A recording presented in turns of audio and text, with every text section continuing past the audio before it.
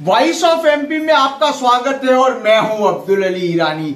मेरे साथ मौजूद है सुल्तान अहमद मंसूरी साहब, जो कि अपने 20 साथियों के साथ उमरा के लिए मक्का और मदीना की पवित्र यात्रा पर जा रहे हैं। आइए बात करते हैं पूरे मामले पे। सर जी, किस तरह से हज के लिए, उमरा के लिए आप लोगों की यात्रा? जी, मैं दरअसल पिछले 35 साल से LIC का काम करता हूं और माशाल्लाह फील्ड में मेरी बहुत अच्छी पकड़ है।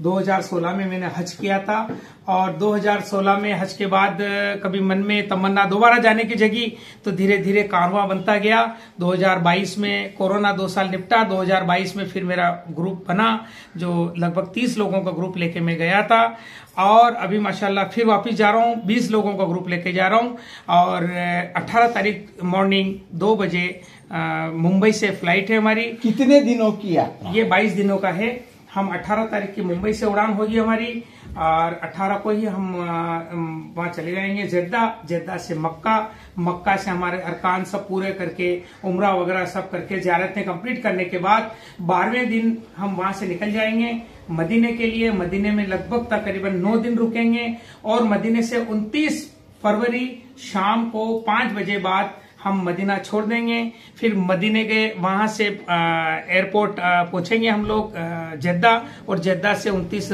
को तारीख रात में 1 तारीख लग चुकी होगी। 1 बजे फ्लाइट है जो सुबह 5 से 6 बजे मुंबई छोड़ देगी वापस।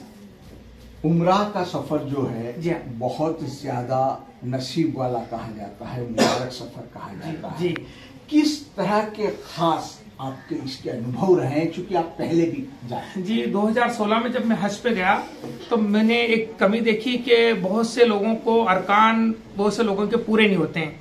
सफा मरवा में जो चक्कर वो भूल जाते हैं, सफा मरवा में आपस में खो जाते हैं और किस वक्त नमाजें अदा करना होती है वो अरकान सही ढंग से पूरे नहीं करते हैं और थक जाते हैं लोग। तो मैंने देखा लोगों को तकलीफ होती है, तो मैंने सोचा ये खिदमत का काम क्यों नहीं अंजाम करें। तो इसमें खिदमत भी है, इबादत भी है और अल्लाह का शुक्र है अल्लाह का घर बार बार देखने का मौका मिले। और इस तरह से धीरे धीरे कारवां बनता गया और वापस 20 लोगों को मैं मेरे साथ पूरा ग्रुप बना के मैं मुंबई से 18 तारीख को रात में उड़ान भरूंगा। वापस 1 तारीख को मॉर्निंग में मुंबई आ जाऊंगा। 22 दिनों का टोटल सफर है। हज को सबसे बड़ा अरकान माना गया है, बहुत ही पवित्र यात्रा कही जाती है। जी जी, क्या कहेंगे? हज में तकरीबन 40 से 45 दिन का हज होता है।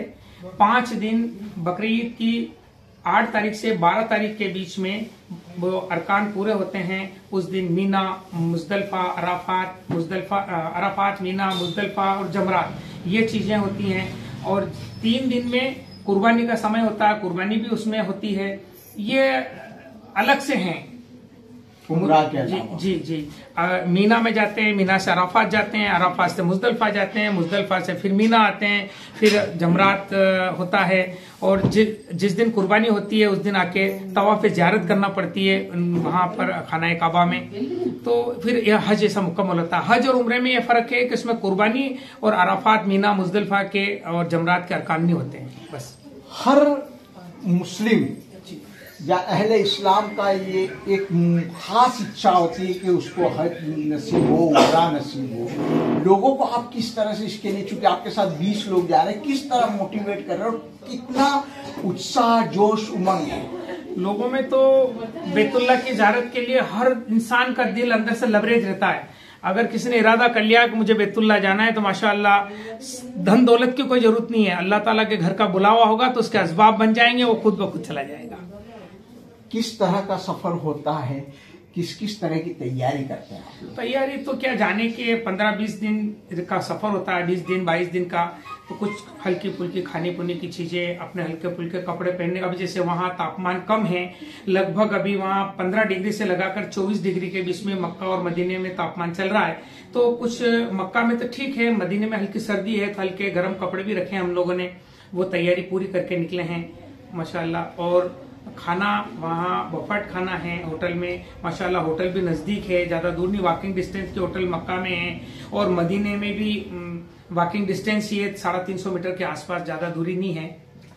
आपको काफी अनुभव हो गया, कई बार जाना नसीब हुआ है आपको। जी जी। तो आप अपने साथियों को जो लेकर जाते हैं उनका किस तरह से खास ख्याल रखते हैं? ख्याल तो क्या, सुबह 4 बजे करीब उनको उठा के हरम में ले चला जाता हूँ। जाते ही एक नमाज हो जाती है, नमाज के बाद तवाफ हो जाता है, तवाफ के बाद फिर फजर की नमाज होती है, फजर की नमाज के बाद वो उन लोगों को उम्रा पे ले चला जाता हूँ मस्जिद आयशा। फिर वहाँ से नमाज पढ़ के एहराम पहन के नमाज पढ़ के आयशा मस्जिद से फिर खाना काबा आते हैं। खाना काबा आने के बाद फिर तवाफ होता है।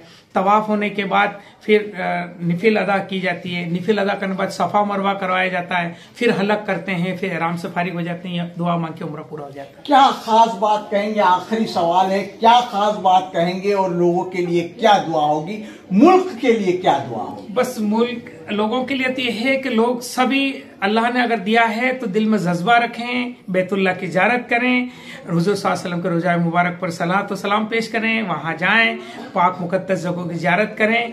दूसरी बात, अल्लाह अगर जज्बा रखो मन में तो अल्लाह बुलावा कर देता है।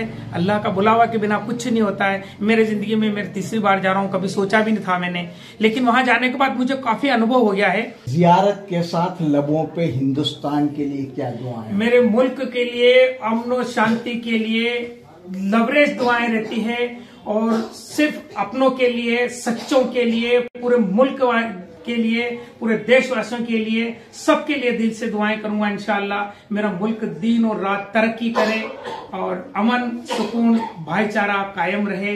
यही मेरी दुआ है, यही पैगाम लेके जा रहा हूँ।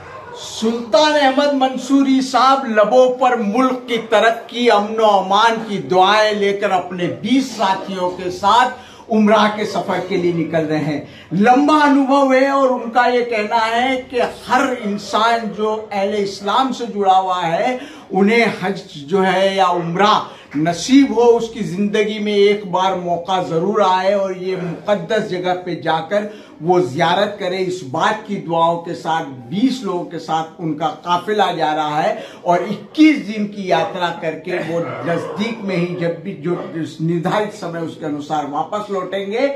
हम लोग भी उनकी सफल यात्रा के लिए शुभकामनाएं देते हैं। वॉइस ऑफ एमपी के लिए मेरे सहयोगी आसिफ अली शाह के साथ अब्दुल अली ईरानी।